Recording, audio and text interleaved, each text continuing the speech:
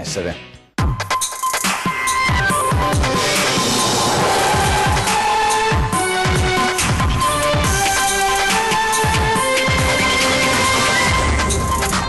Rosaria, ieri sera a Rovigo un carabiniere impegnato nei rilievi di un guasto a un'autocisterna lungo la statale 434, travolto e ucciso da un tir davanti ai colleghi. Sotto shock il cordoglio del ministro, il 55enne, lascia moglie e 2 figli. I ladri fuggono a folle velocità inseguiti dalla polizia, spari in aria e infine lo speronamento. È stata una nottata di ordinaria follia a Torre di Mosto per l'arresto di malviventi. Si cercano ancora le cause dell'incidente che ieri è costato la vita a un 41enne, Eros Antoniazzi, 41enne pilota dell'elicottero ultraleggero precipitato a Caposile. A fuoco un'altra auto nella notte in via Pinelli a Treviso, quarto attentato incendiario in 3 mesi e terrore. I residenti evitano di raccontare per paura di ritorsioni. Via Anelli si chiude un'era, a 20:10 l'assessore Michalizzi, che inventò la soluzione del muro, anticipa entro il 2019 giù tutte le palazzine e il muro sarà un monumento. Si è inginocchiato tra i seggiolini di piazza San Marco pochi minuti prima del concerto di Zucchero per chiedere in sposa la sua Luana. Commuove lo show d'amore di Alessandro. È il grande giorno del Redentore a Venezia, tutto pronto per la festa, intanto sono arrivati i nuovi steward in piazza San Marco e si lavora alla gestione dei flussi turistici. Buongiorno e ben ritrovati in diretta con l'informazione di Antena 3, la nostra prima edizione. Cominciamo, l'avete sentito, dal tragico incidente lungo la Transpolesana nel tardo pomeriggio di ieri. Un carabiniere ha perso la vita, grave un imprenditore di Villafranca Padovana. È ricoverato all'ospedale di Padova in gravissime condizioni un imprenditore di Villafranca Padovana travolto da un mezzo pesante lungo la Transpolesana, assieme ad un appuntato dei carabinieri in servizio ad Arquapo Lesine, che ha perso la vita. A chiamare i mezzi di soccorso era stato proprio l'imprenditore della ditta di Autospurghi, dopo essersi accorto che l'autocisterna sulla quale viaggiava stava riversando liquido sulla carreggiata. L'appuntato dei carabinieri si trovava accanto al mezzo assieme all'imprenditore quando è arrivato il tir. Il ministro della difesa Elisabetta Trenta ha espresso il suo cordoglio per la morte del militare durante il servizio. Il comandante generale dell'Arma Giovanni Nistri e tutta l'Arma dei Carabinieri si stringono intorno alla moglie Elisa e ai figli Luca e Elena, esprimendo la propria vicinanza e il proprio cordoglio per la tragica scomparsa dell'appuntato scelto Antonino Modica, 55 anni. Il capo di Stato Maggiore dell'Aeronautica Militare, generale Vecciarelli, a nome degli uomini e delle donne dell'Aeronautica Militare, al suo personale esprime sentite condoglianze e profonda vicinanza ai familiari ancora dell'appuntato per il tragico incidente di cui vi abbiamo raccontato poco fa. Ed è stata una notte di Far West a Torre di Mosto per l'inseguimento di una banda di ladri, la cui auto poi è stata anche speronata dagli agenti di polizia. I testimoni raccontano di aver avvertito alcuni colpi di pistola. In diretta ci aggiorna Tommaso Stoppa. Tommaso. Buongiorno dal Veneto orientale, per la precisione da Torre di Mosto, teatro nella tarda serata di ieri di un episodio che ha spaventato molti, un episodio ancora da chiarire nei suoi dettagli. E comunque si tratta di un inseguimento tra una banda di ladri e gli uomini del commissariato di Pordenone, un inseguimento in auto ad altissima velocità proprio in mezzo al paese, che si è concluso con uno speronamento dell'auto dei delinquenti da parte di quella della polizia, e i banditi sono poi fuggiti a piedi. 3 di questi sono riusciti a scappare, mentre un quarto è stato fermato dagli agenti. Secondo alcune testimonianze si sarebbero sentiti anche alcuni colpi d'arma da fuoco esplosi in aria, non si è capito ancora bene da chi, ma questo è l'episodio che ha destato naturalmente una certa preoccupazione. Per il momento non abbiamo altre notizie e ulteriori aggiornamenti nelle prossime edizioni dei nostri telegiornali. Ecco, grazie a Tommaso Stoppa. Dici bene, perché aggiorneremo a partire dalle 18:30, ma qualche novità è arrivata negli scorsi minuti da Pordenone, dove si è tenuta una conferenza stampa proprio su questa operazione. Furti con spaccata tra Friuli Venezia Giulia e Veneto, 4 arresti a Pordenone, una banda transnazionale specializzata in colpi a centri commerciali. Il blitz della polizia è scattato nella notte, come abbiamo visto dalla cronaca pochi istanti fa. È stata disarticolata un'organizzazione criminale transnazionale operante tra le 2 regioni, specializzata combattere in furti con la tecnica della spaccata. 4 le persone finite in manette tra le province di Pordenone e Venezia, 2 delle quali destinatarie di fermo di indiziato di delitto emesso dalla Procura della Repubblica di Pordenone per un furto con spaccata avvenuto l'8 marzo scorso ai danni di un negozio di articoli di telefonia ed elettronica a Pordenone. Evidentemente questo inseguimento, avete capito, poi finito nella notte a Torre di Mosto. Si cercano ancora le cause della morte. Ieri nel tardo pomeriggio a Caposile, dove è precipitato un elicottero ultraleggero, le cause di questa tragedia costata la vita a un 41enne. In diretta ci aggiorna Tiziana Bolognani. Sì, buongiorno. Come dicevate da studio, la tragedia ieri sera attorno alle 19:30 nelle vicinanze del campo di volo Papere Vagabonde a Caposile, in comune di Musire di Piave. Il piccolo elicottero, i cui comandi si trovava a Aero Sant'Ognazio, è precipitato a pochi secondi dal decollo e il pilota è morto sul colpo. 41 anni di Motta di Livenza, appassionato di volo. La vittima lavorava per una ditta di noleggio bus e trasporti e proprio per la sua attività aveva accompagnato in pullman i giocatori del Venezia Calcio. Inutili sono stati i soccorsi nella zona del campo di volo, sono stati fatti convergere i vigili del fuoco e i sanitari del SUEM, mentre i carabinieri della compagnia di San Donà di Piave hanno raccolto le testimonianze di chi ha assistito alla tragedia. La magistratura veneziana ha disposto il sequestro del velivolo per gli accertamenti del caso. Al momento sono valutate tutte le ipotesi, dal guasto tecnico all'errore umano al malore improvviso del pilota. Costernazione a Motta di Livenza, dove vi dicevamo l'uomo che lascia la compagna era molto conosciuto proprio per la sua attività di trasportatore. Da Venezia è tutto, a voi. Grazie Tiziana Bolognani. Dunque, ora ha davvero dell'incredibile quello che ci troviamo a raccontare ancora una volta e che riguarda Treviso, via Pinelli, dove il piromane della notte ha colpito ancora, è la 4ª volta in 3 mesi. Via Pinelli, il piromane colpisce ancora. Questa notte, poco dopo le 2, l'ennesima immagine immortalata da un residente. Il frontale di un'auto parcheggiata va a fuoco, sicuramente non per autocombustione. La zona è sempre la stessa, vicolo Fratelli Bandiera, lo stesso della motocicletta, della Fiat, dell'Opel, tutte con innesco nel paraurti posteriore, ma anche delle cassette della posta nell'androne di uno dei condomini che si affacciano sul vicolo divenuto più pericoloso della città per chi possiede un'auto. Ma per questa Citroën il fuoco è stato innescato davanti, probabilmente con le stesse modalità dei roghi precedenti, della carta igienica incastrata sul mascherone paraurti in plastica, che complice magari qualche perdita d'olio, ha propagato in pochi istanti le fiamme a tutto il vano motore. Immediato l'intervento dei vigili del fuoco, ma purtroppo autorese inutilizzabile dal rogo. L'ennesimo atto di uno o più piromani che tengono sotto scacco tutta la zona. Chi ci abita tende a non parcheggiare più l'auto all'esterno della propria casa, ma anche è restia a parlarne per le possibili ritorsioni. Da tempo il caso è nelle mani della squadra volanti della questura di Treviso, mentre il sindaco Mario Conte ha già annunciato che intensificherà i controlli notturni in zona. E vedremo dunque, pensate che, ve lo possiamo raccontare, le interviste raccolte questa mattina hanno scatenato in quell'area la reazione di molti residenti che adesso hanno paura addirittura a raccontare, ci chiedono di non diffondere queste interviste proprio perché temono ritorsioni. Pensate in quale clima si sta vivendo lì. Notte di sangue sulle strade della Marca, Villorba poco dopo le 2 un frontale tra 2 auto con feriti gravi, Preganziolo lungo il passante verso le 6 un tamponamento tra un'auto e un camion che ha provocato un ferito grave e forti disagi alla circolazione. Notte di sangue sulle strade della Marca. Questa notte, poco dopo le 2, in via Centa a Villorba, si è verificato un frontale tra 2 auto che evidentemente viaggiavano a forte velocità. Una delle 2 si è ribaltata, la seconda è finita contro il capitello della zona, provocandone la parziale distruzione. Ricoverati in condizioni serie i conducenti, traffico interdetto fino alle 5:30 di questa mattina. Sul posto i vigili del fuoco, che sono intervenuti poco dopo anche a Preganziol, lungo il passante, dove verso le 6 un'auto ha violentemente tamponato un autocarro, finendo successivamente in centrostrada e venendo centrata da un'altra autovettura. La conducente del veicolo, finito contro il mezzo pesante, è stata estratta dalle lamiere e ricoverata in gravi condizioni all'ospedale di Mestre. Traffico bloccato per ore e lunghe code per chi ha scelto il passante per raggiungere le spiagge venete. Solo in mattinata il transito dei veicoli è tornato alla normalità.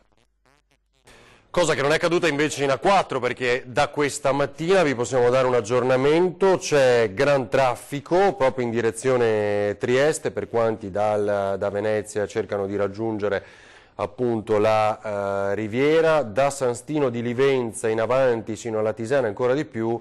Ci sono code a tratti, addirittura traffico fermo, insomma, quindi grande caos per chi sta raggiungendo magari le località di villeggiatura. Situazione critica poi al Palazzo di Giustizia a Padova, vediamo che succede. Tribunale di Padova sotto organico. Attualmente ci sono lavoratori del Palazzo di Giustizia della Città del Santo impiegati in Corte d'Appello a Venezia, sono 4. A questi vanno aggiunte delle risorse fuori sede, una a Treviso, 2 a Roma, una a Trieste, una a Bari, per un totale di 9 persone dell'organico di Padova applicate in altri uffici. Inoltre la Corte d'Appello di Venezia ha imposto agli uffici circondariali del Veneto di inserire da remoto dati per suo conto, sottraendo così tempo di lavoro alla sede di Padova. I lavoratori riunitisi in assemblea il 13 luglio chiedono l'immediata revoca del personale del Tribunale sottratto a Padova. In caso di mancata risposta o di risposta negativa, dal 1 settembre a fine 2018 il personale si asterrà dal lavoro straordinario e dalla turnazione pomeridiana per l'assistenza penale. E sul fronte politico tiene banco non solo diciamo, il tema dell'accoglienza con lo scontro istituzionale tra Salvini e il Capo dello Stato, ma il taglio dei vitalizi. Abbiamo chiesto, dopo 60 anni arriva il via libera all'ufficio di presidenza della Camera, lo hanno fatto in appena 100 giorni, dicono i grillini, sostenuti su questo anche da Salvini. Vediamo cosa dicono i veneti. Taglio vitalizi ai parlamentari. Il governo dopo 60 anni sembra che ci sia riuscito, almeno alla Camera è stata approvata questa cosa, un ricalcolo. Cosa ne pensa? È giusto? È giustissimo, era ora. Speriamo, chissà che sia ora, diciamo. No? Ci credo fermamente che sia corretto questa nuova iniziativa che è stata fatta dal governo. Penso che siamo arrivati un po' al limite, insomma, quindi sono d'accordo. Non hanno fatto niente finora, è meglio cominciare da questo, almeno questo, poi vedremo. Lo fanno bene, è anche ora che qualcosa si cambia in Italia. Basta chi fa 6 cose che va bene, per bene, perché fino adesso siamo messi molto male. Era ora, sì, sono convinto che era ora, speriamo che vadano in porto. Penso sia giusto, perché come non hanno un vitalizio grandi industriali che hanno fatto molto di più per l'Italia, non dovrebbero averlo neanche molti parlamentari, insomma. Ottimo, ci sono troppi ladri in Italia. Trovo giusto, sì, assolutamente, lo trovo giusto per un'equità anche nei confronti delle persone che hanno più difficoltà, per rispetto in generale. Molto bene, siamo contenti, è una cosa bellissima che si può fare. Sono felicissimo di questa novità e auguro che il governo continui a fare cose buone per noi cittadini. Ridotti o no? Perché vediamo alla fine, perché questi ricorrono, quelli della Cassazione eccetera sono della stessa area di... non voglio dire parole, della stessa area, quindi... E so che ci sono contestazioni e ricorsi, quindi non ho fiducia che vadano poi a buon fine. Io devo dire la verità, ho poca fiducia nel governo italiano, qualsiasi sia che sia destra, sinistra, centro, però diciamo che speranza c'è sempre, un po' di speranza c'è sempre, quindi... Speranza, diceva questa signorina, però su questa speranza si abbatte la scure dei ricorsi come era prevedibile. Ieri abbiamo sentito il capofila, il legale che segue molti parlamentari in questo iter che stronca le grandi speranze. Vediamo. Non c'è nulla da festeggiare, anzi c'è soltanto da essere amareggiati perché vengono storpiati principi essenziali di uno Stato di diritto. Si è intervenuti con una delibera dell'ufficio di presidenza della Camera per eliminare dei diritti consolidati dei cittadini italiani, in questo caso di ex parlamentari, aprendo la strada a un intervento che tocchi le pensioni di tutti i cittadini italiani, pensioni d'oro o non d'oro, per determinare dei danni a gente che ha lavorato una vita e che ha diritto di vedere il frutto del proprio lavoro non limitato improvvisamente da provvedimenti di questo genere. Credo che verranno formulati dei ricorsi, verranno inoltrati e seguiti con ogni attenzione, non ho nessunissimo dubbio sul risultato finale perché come ripeto già emeriti giuristi della Corte Costituzionale si sono espressi evidenziando l'illegittimità e l'ingiustizia di questo tipo di provvedimento. È proprio sbagliato dal punto di vista del diritto ed è inaccettabile in uno Stato che dovrebbe essere regolamentato da regole ben precise. Le imprese italiane sono sempre più nel mirino del fisco. Nel 2017 sono stati 1.595.000 i controlli eseguiti dall'Agenzia delle Entrate e della Guardia di Finanza. Lo sostiene la CGIA di Mestre, sottolineando come tra accertamenti analitici o parziali, controlli incrociati o eseguiti per strada, accessi in azienda, verifiche sulla corretta emissione di scontrini e ricevute o comunicazioni spedite via PEC su anomalie riscontrate negli studi di settore, in linea generale quasi una azienda italiana su 3 è stata oggetto dell'attenzione degli 007 del fisco. Rispetto al 2016 l'attività ispettiva e di controllo è più che raddoppiata. In questi ultimi anni il costo della burocrazia che grava sul sistema produttivo delle PMI ha superato, secondo gli ultimi dati elaborati dalla Presidenza del Consiglio dei Ministri, i 30 miliardi di euro l'anno, praticamente quasi 2 punti di PIL. In autunno la rimozione del muro di Vianelli, poi entro il 2019 l'abbattimento di tutte le palazzine. Si potrebbe chiudere così un capitolo doloroso della storia di Padova, come ha anticipato ieri sera a 20:10 l'assessore ai lavori pubblici Andrea Michalizzi. Quando sorgerà la questura in quell'area, fra qualche anno, le lastre del muro potrebbero diventare un monumento. Dobbiamo acquisirne in tutto 140 circa, stiamo dialogando con un centinaio di proprietari che hanno già firmato l'impegno a vendere. Quindi devo dire che abbiamo una compagine di proprietari importante, la stragrande maggioranza, quindi questo fa capire... Eccolo qua il muro intanto. Eccolo. Questo dà l'idea che si è capito che questa è la volta buona, che l'amministrazione comunale questa volta fa sul serio. E guardate, per me è stato anche un impegno, prima citavo quando ero presidente del quartiere, io sono di quel quartiere lì. E una delle cose che ho sofferto anch'io personalmente, ma anche molti residenti, sono i tanti annunci e la tanta, come dire, enfasi che è sempre stato dato a ipotesi, soluzioni, annunci che si sono sprecati su quell'area che poi si sono tramutati in un nulla di fatto. Però quello era diventato il quartier generale della criminalità organizzata del nord Italia, cioè quando... Ti ricordi che si diceva che quando uno sbarcava in Italia aveva la cartina per arrivare a Padova, con scritto Vianelli Padova, sì. Perché in effetti quello era un porto franco. Quindi il primo abbattimento della prima palazzina potrebbe essere entro quest'anno o l'anno prossimo? Entro il 2019 l'obiettivo mio è quello di abbattere tutto. Quindi, tutto entro il 2019? Questa è la roadmap, diciamo, che mi sono dato. Certo, dipende poi da come vanno le acquisizioni. Bene, ci fermiamo per qualche istante, ma tra pochissimo un romantico fuori programma al concerto di Zucchero. Vi aspettiamo.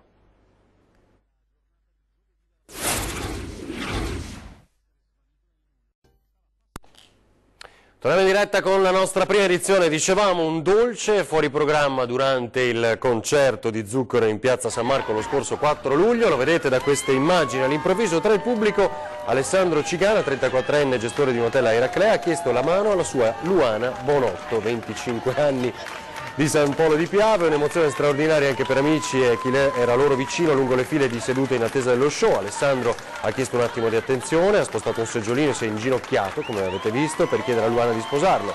Lei, sconvolta, si è portata le mani al viso, scoppiando a piangere per poi liberarsi in un sì con tanto di romanticissimo bacio in piazza San Marco, come avete visto da queste immagini. Era una notizia che interessa particolarmente chi soffre di cuore o di pressione alta. Attenzione al Valsartan, perché alcune partite non devono essere utilizzate, potrebbero indurre a patologie tumorali. L'ho scoperto perché una mia amica mi ha telefonato e mi ha detto: guarda che le Valsartan sono state ritirate perché c'è stata una componente che non era, non so se hanno sbagliato come si dice, la composizione. C'è tanta apprensione per chi utilizza il Valsartan, uno dei farmaci maggiormente utilizzati per patologie cardiache come regolatore della pressione. Un'intera partita risulta potenzialmente pericolosa per l'uomo. È stato visto che la casa farmaceutica cinese che produce il principio attivo che poi vende e distribuisce a tutte alle case produttrici è contaminato con una sostanza che si chiama nitrosodidilmetilamina NDMA che in modelli animali è risultato essere cancerogeno. Va subito sottolineato al momento solo su esperimenti animali e solo per dei lotti. I lotti delle case produttrici di questo farmaco sono stati ritirati dal commercio. Ciò implica circa 700 lotti di varie case farmaceutiche. La comunicazione però evidentemente non è arrivata a tutti i pazienti che per decenni hanno assunto il valsartan e che ora si chiedono. Io non sono predisposta, non ho parenti che hanno avuto queste cose, però prendendo da 8 anni non lo so l'effetto che mi faranno. Senta, ma quindi queste pastiglie adesso cosa fa? E niente, buttate, gettate immediatamente. Il mio consiglio è, se voi avete qualsiasi preparato che contiene valsartan a casa, recatevi dalla farmacia dove è stato venduto il farmaco e il farmacista provvederà a controllare se appartiene a uno di quei 700 prodotti che sono stati ritirati e nel caso ve lo ritirerà. E sui timori di possibili patologie tumorali il professor Agostini risponde. Erano solo questi lotti contaminati, quindi possono continuare a prendere il valsartan tranquillamente se non appartiene a questi lotti perché non è contaminato, possono continuare a prendere farmaci analoghi al valsartan, certo su prescrizione del loro medico curante che eventualmente modificherà il farmaco e ne darà un altro analogo, ce ne sono moltissimi in commercio.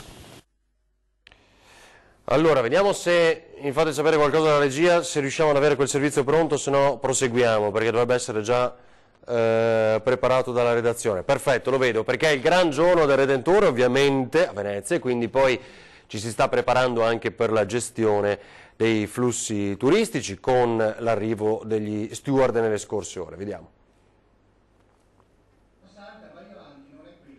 Ok, benissimo. Era pronto, eh? Allora adesso vediamo. Buone notizie per chi ha o vuole aprire un'attività turistica in montagna sulle nostre prealpi. Andiamo avanti, ci sono 6 milioni di euro di contributi varati dalla Regione che sta già predisponendo altri fondi anche per il Montello e le aziende agrituristiche di pianura. Vediamo. 6 milioni di euro per il turismo montano. Arrivano dei fondi europei e sono predisposti dalla Regione Veneto in aggiunta ai 12 milioni già erogati lo scorso anno.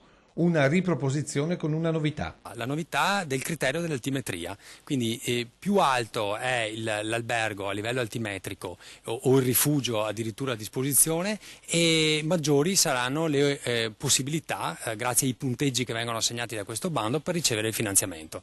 Ulteriore segnale di come la Regione investa nel potenziamento delle strutture di ricezione turistica, migliorandone e diversificandone l'offerta. Le case sugli alberi, le palafitte, sulle grotte oppure la ricettività in botte, qualcuno aveva pensato anche questo, potranno partecipare per ricevere un contributo. Finanziamenti importanti sui quali la Regione concorre a fondo perduto con importanti risorse. La spesa ammessa arriva a 500.000 euro con un 40% a fondo perduto e poi un'altra possibilità, quindi spesa ammissibile addirittura fino ai 2 milioni di euro, in questo caso il contributo non sarà del 40% perché sarebbe stato eccessivo, ma del 20%.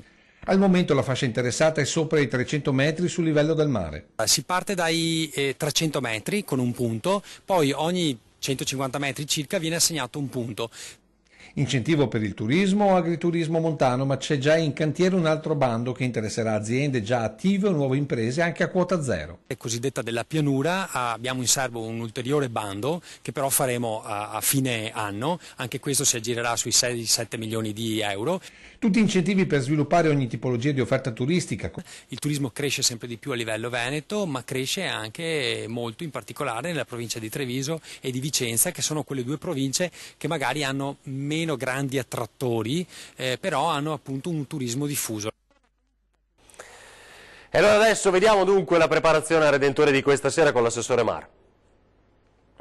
Sono arrivati 15 ragazzi, fra ragazzi e ragazze, per cominciare quel servizio che serve per implementare la nostra campagna Enjoy Respect Venezia e si va ad aggiungere a tutte le misure per la gestione dei flussi che abbiamo preventivato nel progetto di governance territoriale del turismo a Venezia. Fino al 31 dicembre i Gardens effettueranno quasi 8.000 ore di servizio nei punti nevralgici della città: Piazza San Marco, Piazzale Roma, Fondamenta Santa Lucia, l'area Realtina, Santi Apostoli, Fondamente 9, Campo della Carità, Campo San Bartolomeo, e saranno attivi anche durante i festeggiamenti per il Redentore, che vede già pronta la macchina della sicurezza e il ritorno dei varchi per la gestione dei flussi turistici. Da oggi ininterrottamente fino al 19 agosto, tesi a fronteggiare quella che diciamo è una stagione critica per la città, per afflusso di turisti soprattutto dalle spiagge durante le giornate di tempo meno bello. Proseguiamo nella sperimentazione e siamo fiduciosi che questo serva come è servito la volta scorsa, da deterrenza, per fare in modo che i turisti non si affollino sempre nei soliti posti e seguano sempre le solite calli o strade nel concetto della strada nuova. Massima sicurezza dunque. Saranno messi in campo 35 mezzi nautici e unità navali di forze di polizia e sicurezza e di enti e associazioni di supporto, coordinati da un centro operativo della Guardia Costiera ormeggiata a San Zaccaria. Se ci sono situazioni che possono mettere a rischio la sicurezza dei cittadini e dei turisti, si provvederà a chiudere i varchi. Bene, è tutto, resta il tempo per vedere le previsioni per le prossime ore e poi vi ricordiamo che siamo in diretta questa sera a partire dalle 18:30 con i nostri telegiornali. Buona giornata.